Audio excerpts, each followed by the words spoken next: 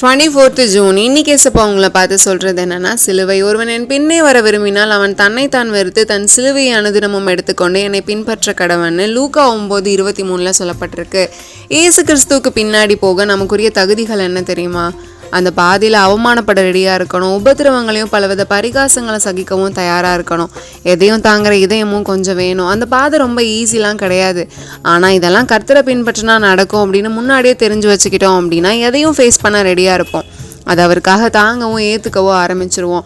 அவர் நாமத்தினால அப்புறம் அவருக்காக நம்ம ஒரு விஷயத்தை செஞ்சது நிமித்தமாக கௌரவப்படுறது மட்டும் இல்லை, அது நிமித்தமாக அவமானப்படுறதோ ஒரு பாக்கியம்தான்.